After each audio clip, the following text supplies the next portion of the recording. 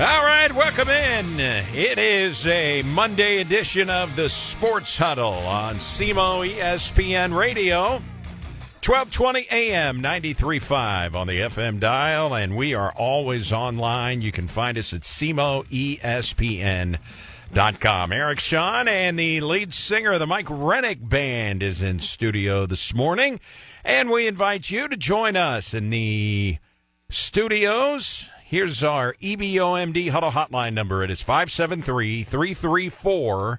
573-334-1220. The Huddle Hotline powered by EBOMD. Michael Rennick in the house. How was the weekend? It was good. It was kind of a not terribly busy weekend. Had the big Red Hawks Club golf tournament Friday, the Charlie Bruni Classic. How'd that go? Well, it was great. The weather was fantastic. It got rained out from, I think it was June, early June it was supposed to be. And we had tons of rain. And so, you're thinking, man, a late August, it could be a hot box. But, boy, it was beautiful. And weather's been good. Oh, this week, we're going to be in the 40s. One of the evenings coming up here. Upper 40s for the low. Okay. But yeah, it was a great day. Tons of people out supporting the Red Hawks. Saw Coach Tuke, who I know that you'll see later today at Wings, etc. We've got a coaches show today. Yeah, that's exciting. Get those underway, and that's usually kind of the kickoff, so to speak, of the SEMO athletics season. That first coaches show. We did have college football over the weekend. Couple of ranked teams played in Ireland, and it was Iowa State ranked 22nd, knocking off 17th-rated Kansas State, 24-21. Did you follow any of that? Just a little. I watched just a tad bit. I didn't watch it all the way through, but I did watch a little bit of the game. So the quarterback for Kansas State, and a couple of years ago when SEMO played there, we saw him. He came on in relief, and so we saw him, very athletic quarterback named Avery Johnson. Well, this has turned into a bigger story than the game. Is this the family issue? Yes. Okay, I didn't know if that was fact or fiction, but I guess that's fact. So after the game, you can find the video online. It'll take you about 10 seconds to find it. Two guys rolling around on the ground fighting, other people trying to break it up. Well, it turns out it was Avery Johnson, the starting quarterback for Kansas State, his father, and Avery Johnson's brother that were fighting. I'm sure alcohol had played no part in it. And they were fighting, and this video went viral. So they were in Ireland fighting. I don't think there were any charges filed. But believe it or not, the family has already released a statement. Here it is. Mark and Anthony Johnson, okay, dad and son. Quote, and you decide whether or not ChatGPT wrote this up for him. We sincerely apologize for our actions following yesterday's football game in Ireland. Senseless bickering escalated into an unnecessary fight. We have resolved our differences and take full responsibility for our actions. We have apologized to our immediate and extended family, and now extend our apologies to Kansas State University, its alumni, and fans. We regret this incident, have learned from it, and are committed to ensuring it doesn't happen again. Please accept our deepest apologies, Mark and Anthony Johnson. Well, they have learned from it. That was a quick learning lesson. Right. Yeah. What are the chances AI put that statement together? Well, I guess it could have happened, but pretty well crafted. either way, and at least they released a statement and apologized, or whatever the case was. At first, there was debate about whether or not that was actually his father and brother, and then it was confirmed on multiple platforms. So that turned out to be maybe almost as big a story as Avery Johnson in Kansas State losing. Is that similar to Iowa State? Similar to, like, you go to a wedding and then cousins square off or whatever. I mean, it seems like something. Something like that. I wonder. I was trying to imagine, like, what caused it. Obviously, there must have been some back and forth about maybe the play of their brother, their son, not happy about what was happening on the field, obviously. I don't know. It's hard to wrap your head around that one. So Avery Johnson went 21 of 30 passing, 273 and 2 touchdowns. He's also a runner. 8 carries, 21 yards, and a touchdown. So he accounted for all 3 of their touchdowns in the game. So he had a pretty good game. Did not throw an interception. 2 turnovers, 2 lost fumbles. Okay. For Iowa State in the football game. And Kansas State, trying to see, they were down in the game. They scored 14 points in the fourth quarter, but still were unable to win the football game. They lose 24-21, so they lose by a field goal over in Ireland. But the big story coming out was the family getting into a knockdown drag out. The other college football, UNLV knocks off Idaho State 38-31. Rock Chalk at home over Fresno State 31-7. And the Mizzou football team will see Rock Chalk. Western Kentucky downs Sam Houston 41-24. And Hawaii on a walk-off field goal beats Stanford 23-20. It looked like Hawaii was cooked in that game, and they came back and won it on a walk-off field goal. So we aired the Kansas-Fresno State game right here. Right. And maybe I misunderstood the pregame. They were talking about the history of that stadium in Kansas. An $800 million renovation is happening at the stadium. Just something massive. I think they got like that much of a donation from this super wealthy Kansas booster. I don't know that all that money's going to the football stadium, but there was this massive donation to Kansas from a donor.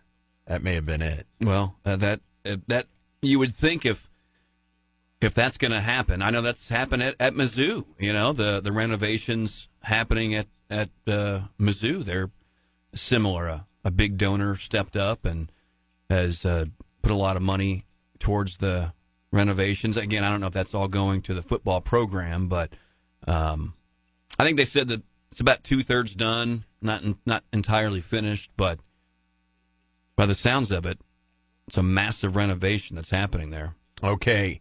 It happened this month. Kansas donor David Booth made a record-breaking $300 million gift to KU Athletics. Wow. It is one of the largest in college sports history. It will support various athletic department expenses and projects. That's what it says. That's a big one. Good Lord, $300 million. That's a lot of money. I knew it was in the hundreds of millions. $300 million. I think that Mizzou donation was like 50 or 60 million, maybe something like that. I mean, SEMO needs one of those donors. That'd be great. That would be fantastic. And oh, by the way, we've been keeping everybody updated. 5 days, 8 hours, 56 minutes till kickoff at Arkansas State. Under a week. Centennial Bank Stadium. Well, their seating capacity is almost 31,000 in Jonesboro. That'll be a great game for SEMO to start off with. I know you'll hear all about it today with Coach Duke, but does it seem like he's been here for 12 years? No, it does not. Does not at all.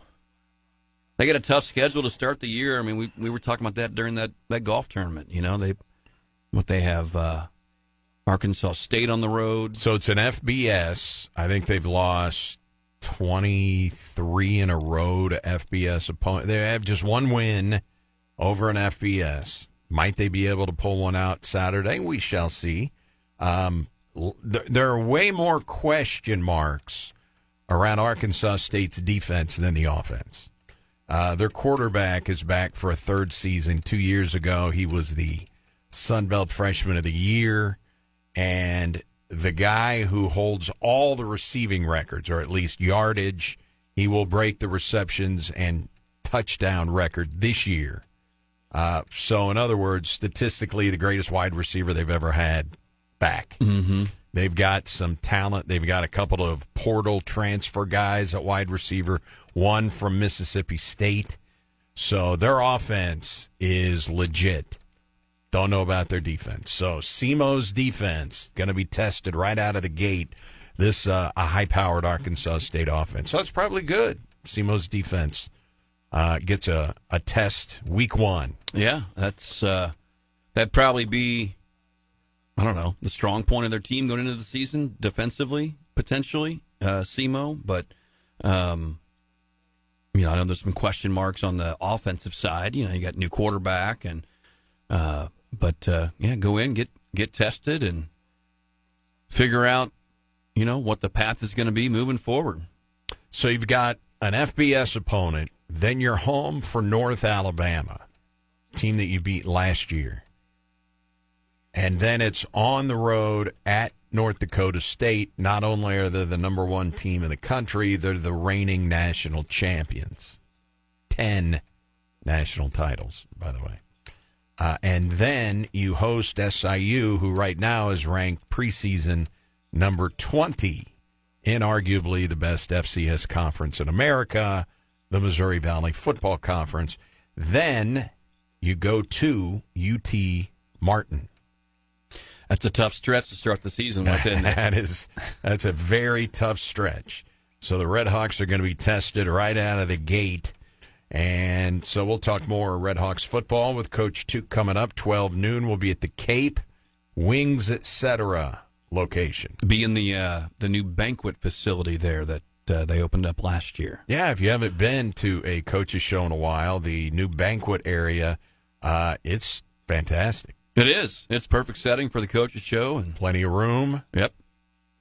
So the Seattle Mariners saw their catcher, Cal Raleigh, Mike, break a record which has stood since 2021.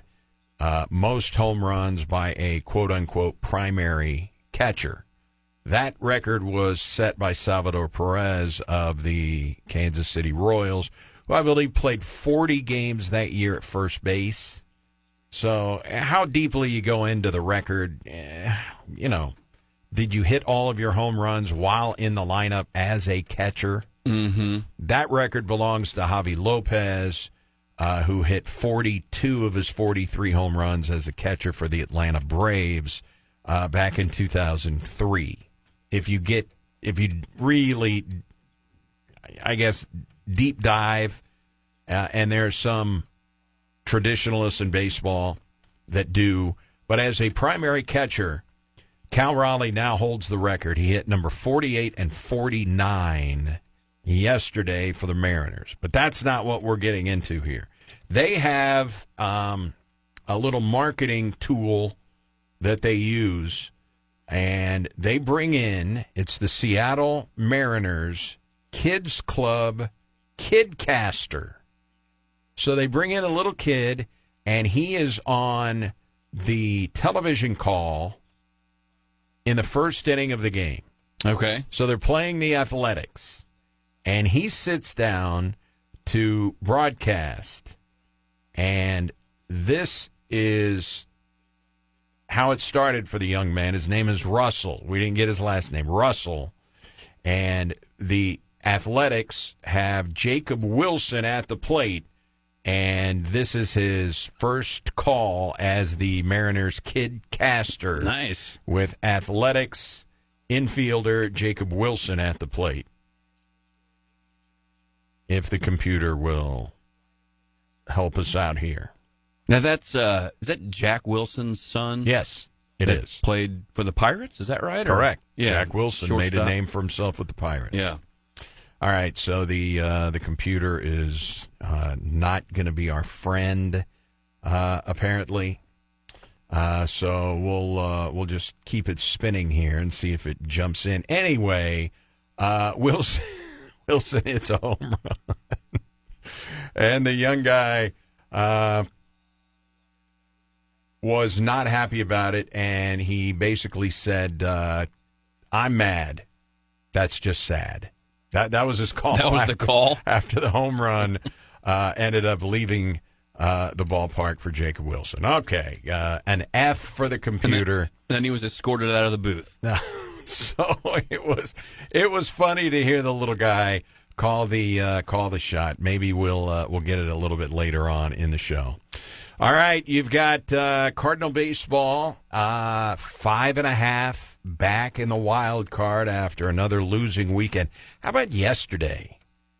4.5 hour rain delay. Man, they were going to wait and wait and wait because the Cardinals don't want to have to go back to Tampa. Not likely that the game would, be involved in an outcome for a wild card slot. Maybe Tampa, maybe the Cardinals get hot. We don't know. But nobody wanted to make the trip back to Tampa to make this game up. And after a 4.5 hour rain delay, it was interesting. It was the fifth inning, and Matthew Liberatore walks the bases loaded. So they bring in Matt Swanson. Your who boy. Who has been good. He's your guy. It's a 1-0 game. Liberatore taken out by Marmol. Swanson's first pitch is hit for a grand slam. And the pitch was 95 miles an hour right down the middle at the belt. I mean, they call those pitches middle. And that was the ball game. 3 of those 4 runs were charged to Liberatore, so he gave up 4 in 4 1/3. And so the Cardinals get out of Tampa with losing 2 of 3 after they won on Thursday 7-4. Got beat up. Miles Michaelis got beat up. They lose 10-6. Then it was that off day on Saturday because the Tampa Bay Buccaneers were playing. Right. And then yesterday 7-2 Tampa. That just has to feel like a gut punch if you're the Cardinals. You wait out a 4.5 hour rain delay. And a guy who's been one of your best relievers, first pitch he throws, grand slam, and the rest of the way you knew the game was over. Yeah, unfortunately, that was pretty much it. Liberatore threw well, but he just he can't go deep into games anymore. Yeah, I think I was listening to the radio broadcast and they were talking about how he was having a little bit of a rough inning. He's lost a mile per hour on his fastball. There you go. And that's obviously been something that they've been keeping a very close eye on is his velo, being lost as the game goes on. But then the 3 walks, and you don't expect Swanson to do that. I mean, he's been very good out of the bullpen, and just a rough weekend, really. But you look up, and the Mets just aren't doing anything to really separate themselves because they lost again yesterday, I do believe. Mets had a chance for a sweep, and they lose to the Braves. Lost to the Braves, yeah. So they couldn't finish off the sweep. It is now, and it's not all on Liberatore in terms of win-loss, as he's 6-11, but in his last 7 starts, the Cardinals have lost 5 of those 7 starts. They end up on the losing end, whether he got a no decision or a loss. Mm-hmm. So in his last 7 starts, Cardinals are not winning, and it's the same with Palante at the moment. All right. That was, last 9 or 10 starts for Palante? They haven't won a game. Sonny Gray pitched Thursday, I think. Is that right? Thursday? Correct. Yeah. He pitched well. Yeah. Yeah, he pitched well. He's turned the corner, it seems like. Not that he was bad, but he had a couple stinkers there a few starts ago. But right now it's him and I guess Michaelis have been throwing okay up until this past start, but really it's kind of Gray and McGreevy are kind of the two that are unfortunately that's guys. about it. Yeah.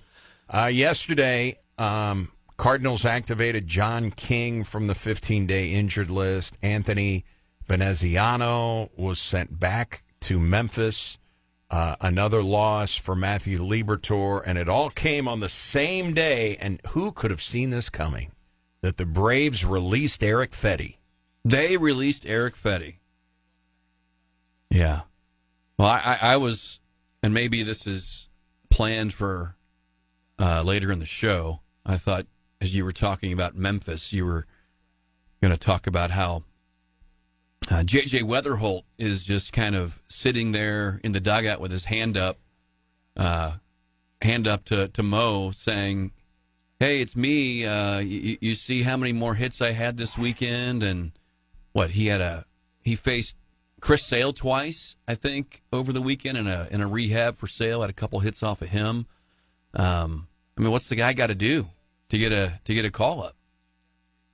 So Friday, Weatherholt had only 2 hits. Okay, only 2.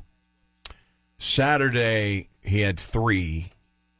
Yesterday, 3 more. 3 more yesterday. That's 8 hits in the last 3 games over the weekend against Gwinnett, who is the AAA affiliate of the Braves, which is why Chris Sale was pitching.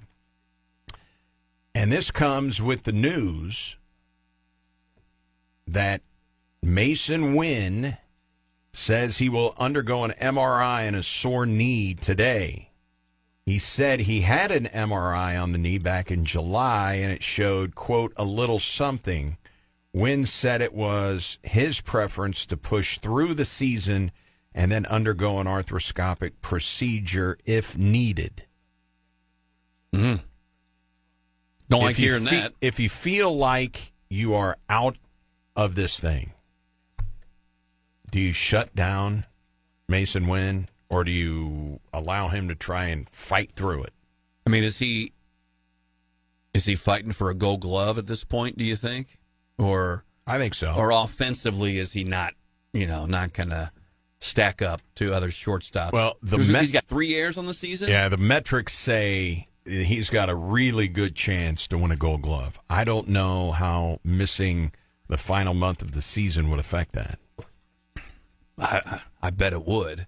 I mean, probably, especially if when you tend to see the offensive numbers play a part in the the decision as well. But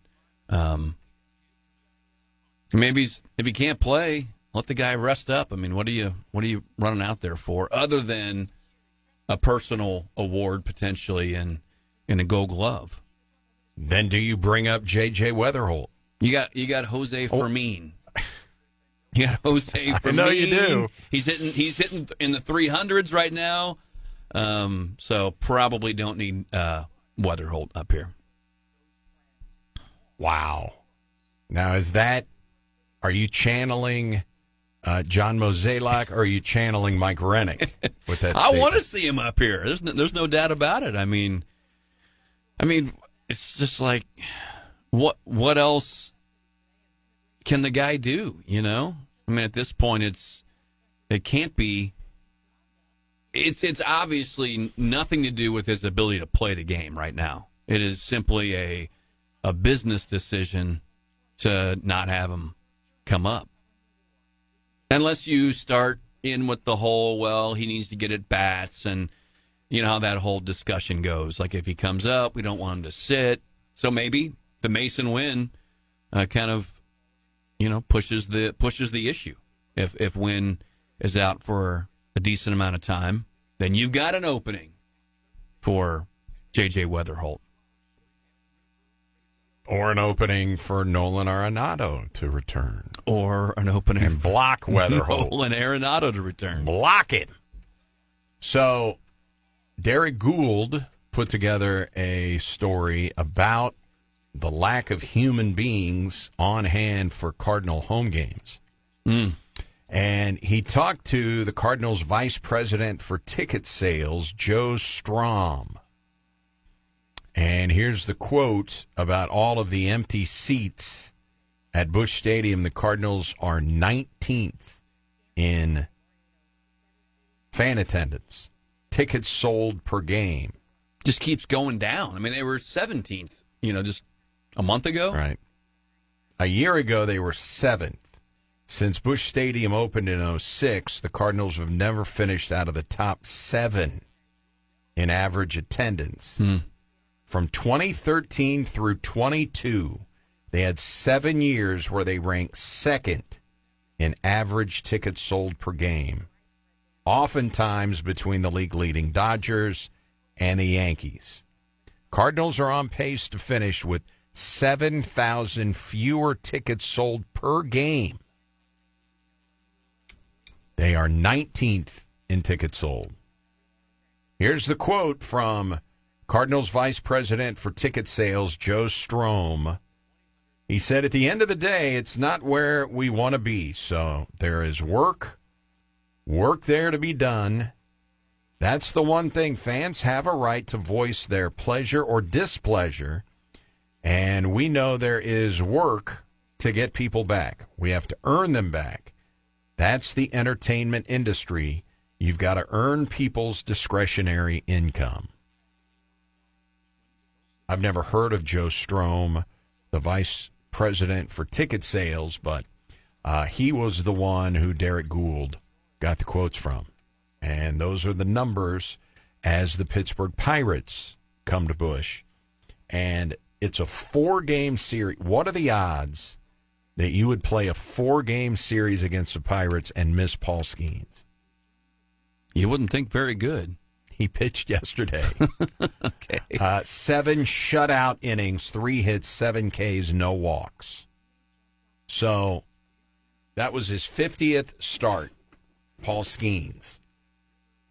In the live ball era, which is defined in terms of since 1920, the lowest ERA through 50 career starts. Number 1, Vida Blue. Part of those 3 Oakland Athletics championships in 72, 73, 74. Vida Blue, through 50 starts, a 2.01 ERA. Paul Skeens, 2.02 ERA. Man. He gets it done. He's pretty good. And one more thing for Skeens. What do we always talk about when we talk about Skeens, other than the fact that he's a great pitcher and Cardinal fans will give him standing ovations? Well, I was just going to say, he's probably upset he's not going to throw in front of the Cardinal fans, given how much they love him. What do we say about him? What's the storyline when Skeens pitches? He doesn't win. Because he throws for the Pirates. They don't score runs. So the top 5 in terms of lowest run support in Major League Baseball, you got 2 Rockies at the top of the list. Number 3 is Yoshinobu Yamamoto. Atlanta Braves pitcher Cal Quantrill is 4th. Paul Skeens, 5th in Major League Baseball in fewest runs of support when he pitches. Well, I'm sure there's probably a way to... It's probably not very hard. I mean, if he just gets average run support, what his win-loss record, would be. Is 4 runs a game about average? 3-4 runs a game? Somewhere in there, maybe? I would say that's... Yes. Reasonable? Yes. His run support is 3.21. Now, that's per 9 innings. Right. On days that he actually pitches. So, it's not much in terms of run support, but Cardinals will not see him. That's good news. 4-game series, the first 3, today, tomorrow, Wednesday, all 6:45 games. And then getaway day, Thursday, 1:15.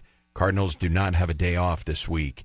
And then they will go to it's a weird part in the schedule. So they're coming off a 6-game road trip in Florida. It's 4 at home. Then this weekend they're in Cincinnati, and then they come back home for 6 against the Athletics and the San Francisco Giants, who, by the way, are 11-23 since the All-Star break. That is the worst record in Major League Baseball. The Giants. So, we're always looking on the sunny side here. They got a pretty decent stretch here of games where if they could find a little lightning in a bottle, they could make up some ground. Cincinnati's obviously playing well, so you got the Pirates, and you go to Cincy. Then you got the A's, and you got the Giants. So. And Cincinnati right now is 4 games ahead of the Cardinals in the wild card standings. Yeah. Reds are 68-63. They're a game and a half behind the Mets, who hold the 3rd wild card slot. Well, you gotta tick some games off of the Reds, because you gotta leap them before you can even think about catching the Mets. There 30 games left, I think, 30, 31, something like that. So you got time still, but it's running out quickly. 131 games played, so that means 31 left. 31 left. Yeah. And you're 5.5 out with 31 to play. And you've got one of the more favorable schedules. Down the stretch? Yeah. And at least right now, you got 4 with the Pirates. Man, you got to go 3-1. And if you could sweep this series. Yeah. They just don't take advantage of. They've beaten the better teams, and then they stumble against the Pirates of the world. But it's not like they're that great, so you can't expect them to go out and say, they should win that series. They should win that series because they're probably a team that gets circled in other schedules that say we should win that series. Absolutely. So there was an online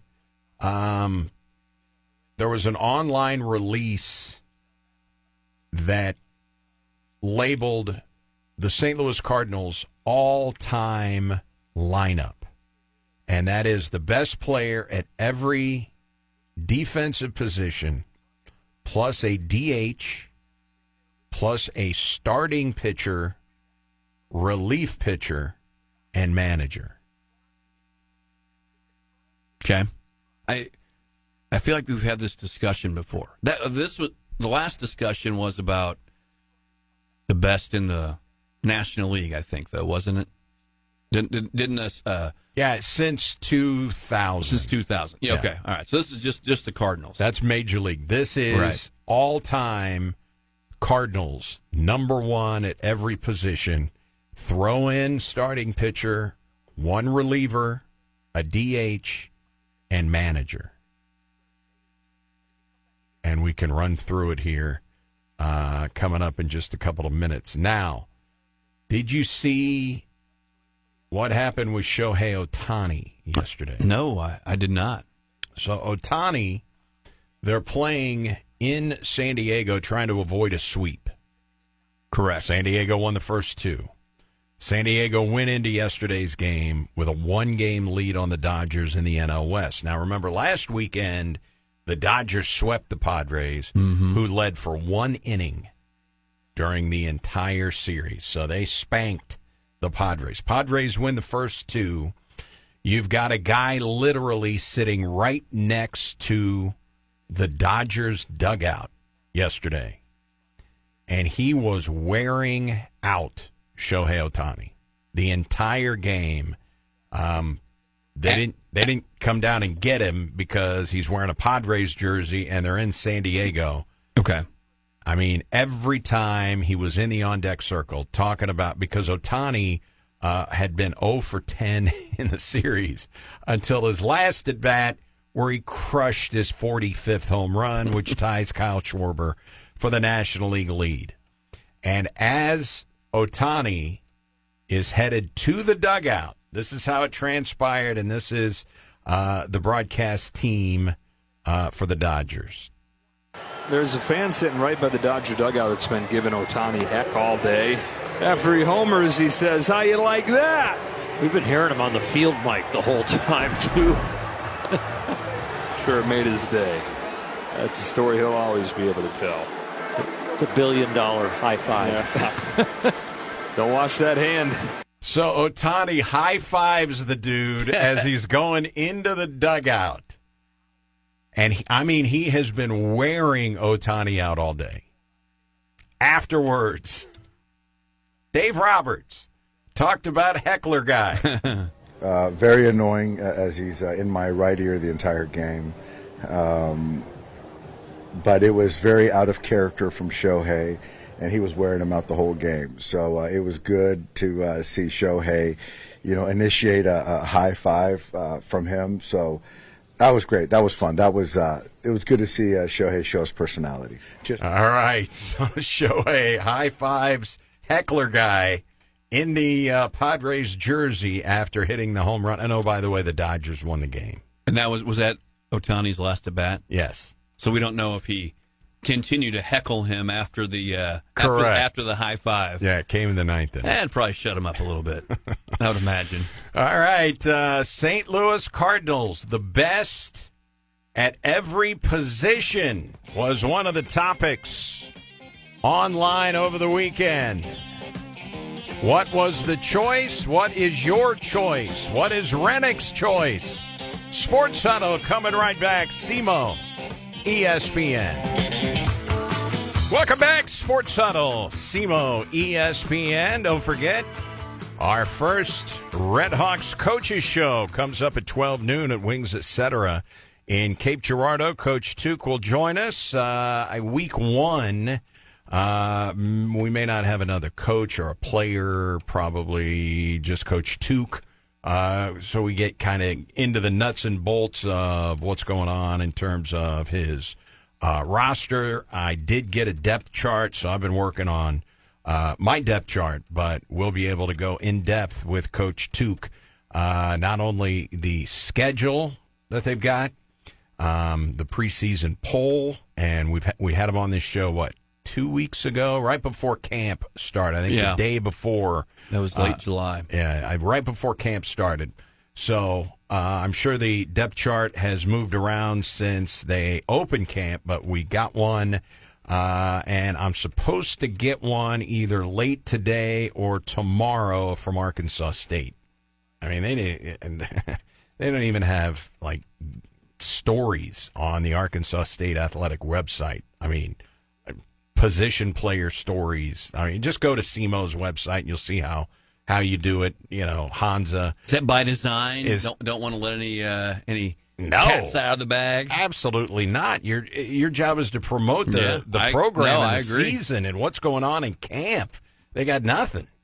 Anyway, okay, so Fox Sports over the weekend put out the St. Louis Cardinals all-time lineup, which is obviously up for debate at every position. I'm going to give you what Fox Sports has gone with for every position, and then we can get into it a little bit more and get your thoughts on it. Start in the outfield. I don't get to guess. Okay, yeah, go ahead. Okay, 3 outfielders for the Cardinals, and I'm not sure that they decided they would just go by position, just 3 outfielders, but they do have a left fielder, center fielder, right fielder. Outfield is hard. Take your shot. Yes. I'll guess one. Okay. Jim Edmonds. Jimmy Ballgame is out there. All right. Fill in the blanks from there. Other 2 guys are in the Hall of Fame. Lou Brock. Stan Musial. And Stan Musial. Okay. I like to call him Musial. Musial. That's the way that Harry Carey called it. Yeah. So if it was good enough for Harry back in the day, Stan Musial. Hey, yesterday during the rain delay, we've talked about this. They had some of their rain delay theater on from Shannon's.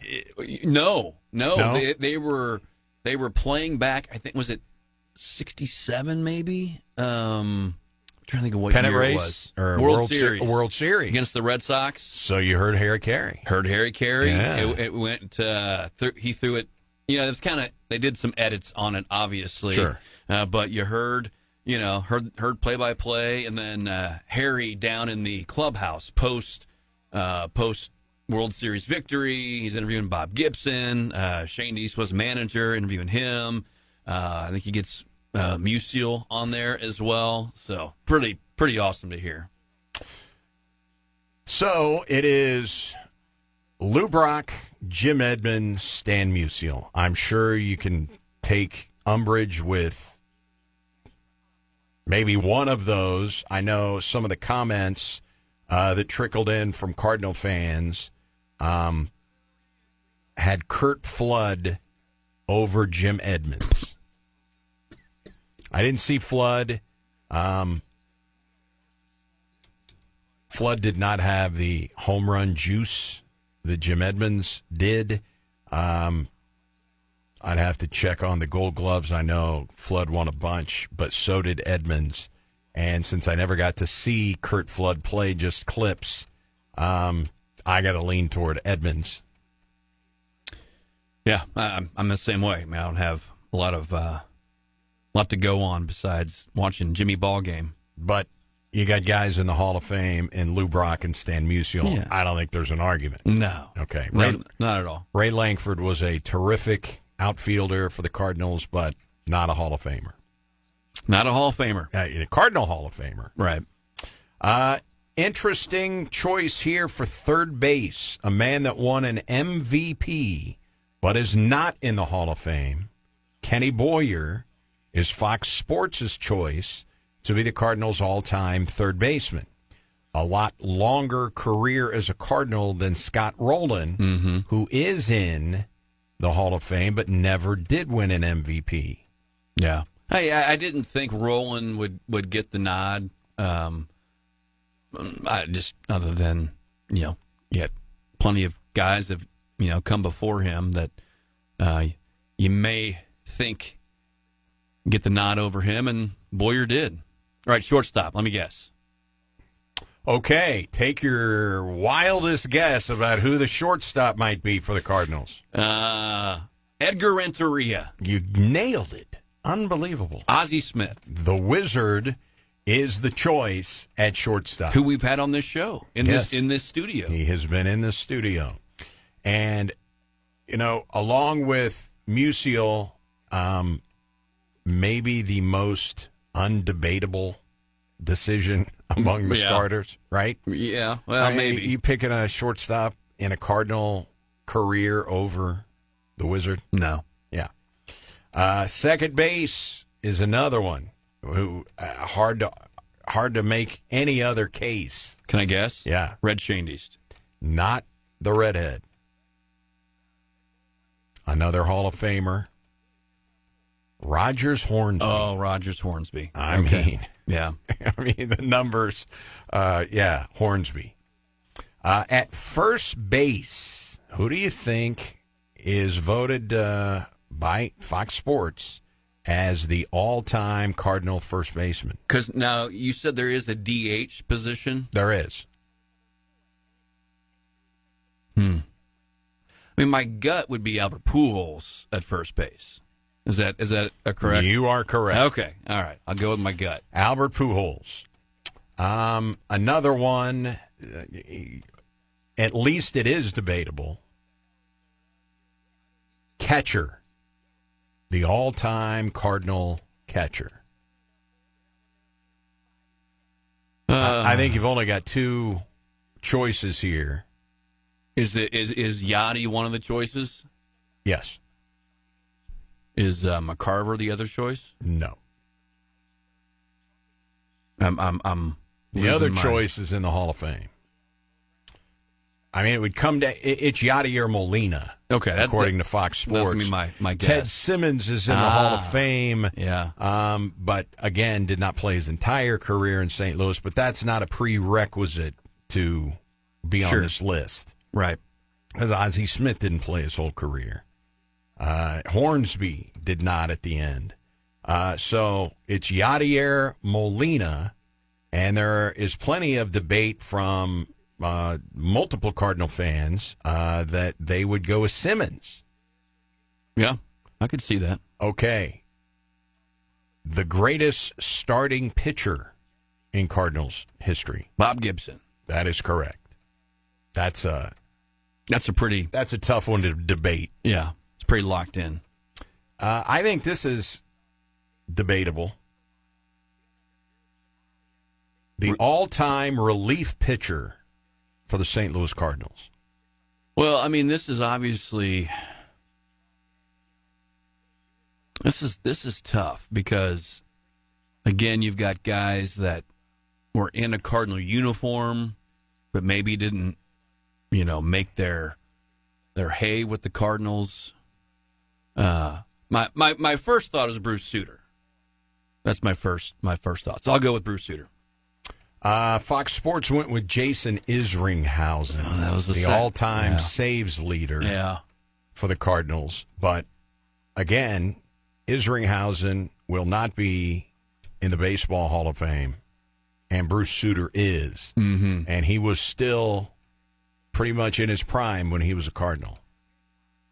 Wasn't Eckersley a Cardinal? He was. Yeah. A little past his, right. Yeah. His prime when he was with the Oakland Athletics. All right. I think this is a debatable position. Designated hitter. Fox Sports went with someone who I don't think that you're probably going to guess. Designated hitter, a DH. Any parameters on how this was chosen? No. So just a hitter. Yeah. Yeah, I'm kind of clueless. Now, see, I wouldn't go with who Fox Sports went with. They went with Ray Langford. They did? Yes. Really? And the all-time DH. I was thinking like maybe a Willie McGee or somebody like that, There are people that made the case for McGee over Edmonds in center field. Right. I would go with Mark McGwire as my designated. You can't put him at first over Pujols, but you can put him over Langford in designated hitter. Steroids or not. Interesting pick there. Big Mac was one of the great hitters in Cardinal history. Absolutely. Hard to debate that. So I would go with Mark McGwire. Fox Sports went with Ray Langford. And then this is a very debatable position. The all-time St. Louis Cardinal manager. Oh, boy. I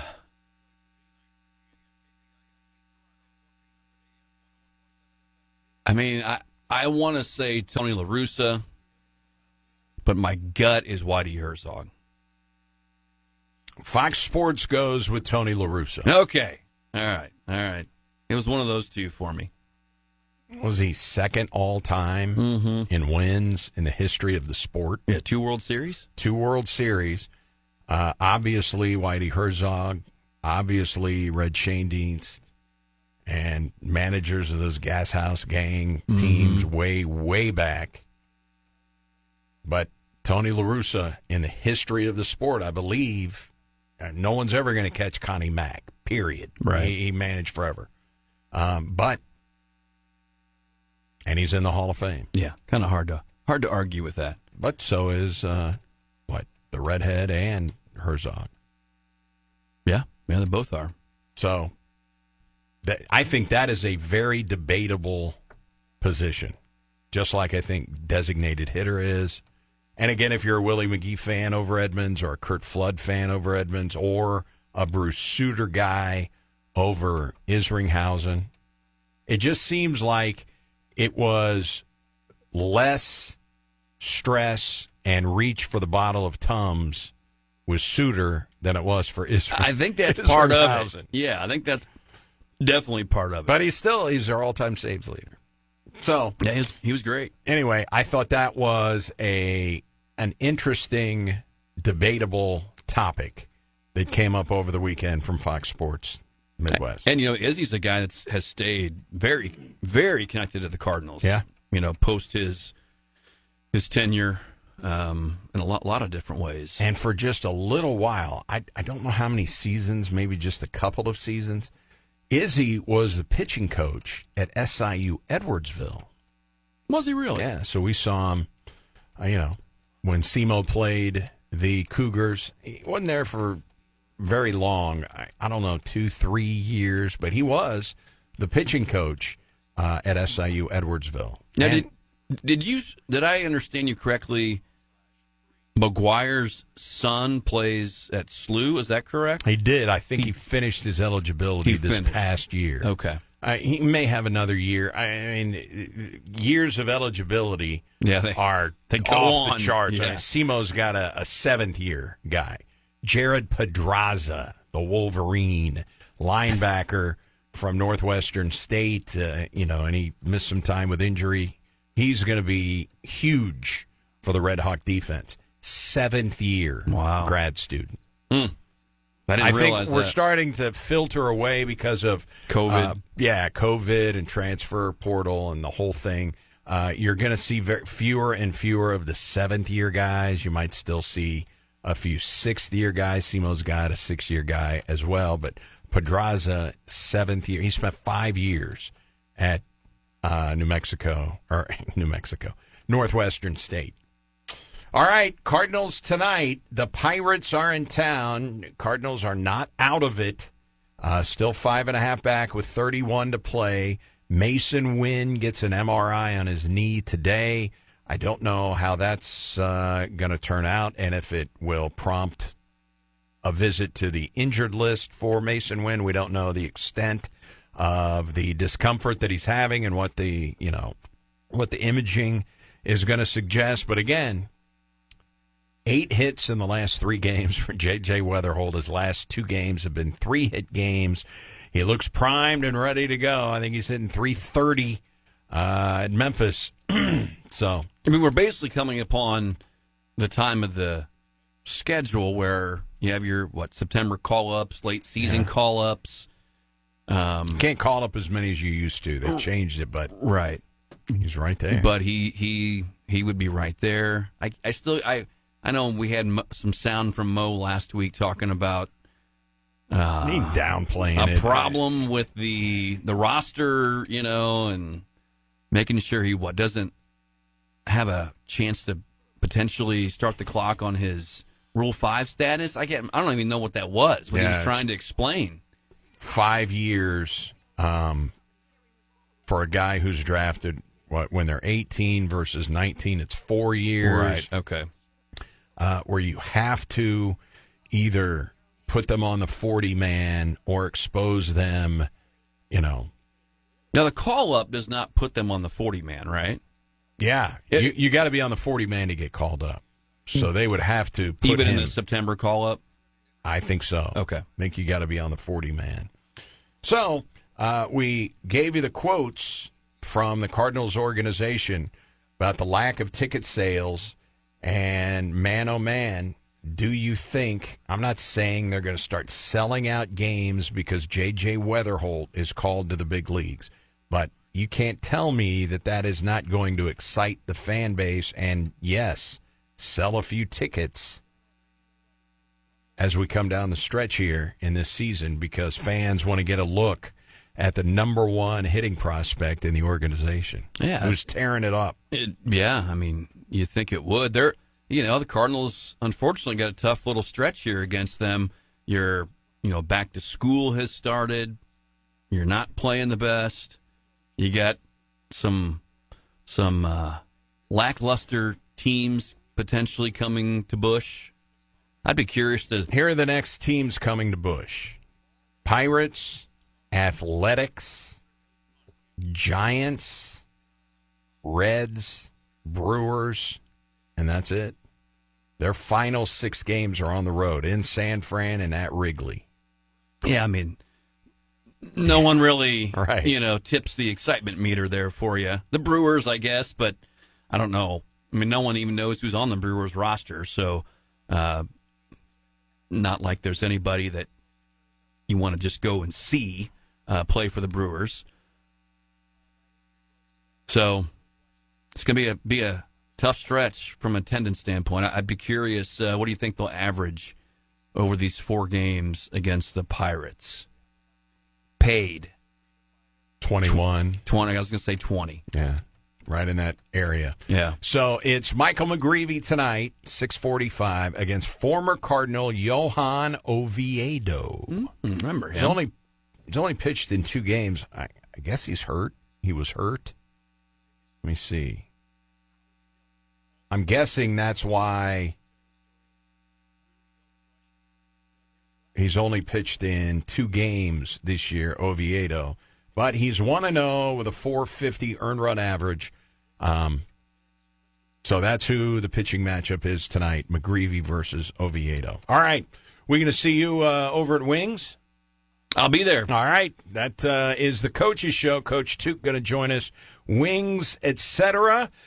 You are out tomorrow, so we will see you back here on Hump Day. Sounds good. All right. That is Mr. Michael Rennick. Hello to the radiant and ravishing Dawn Shawn coming off a 12-hour shift.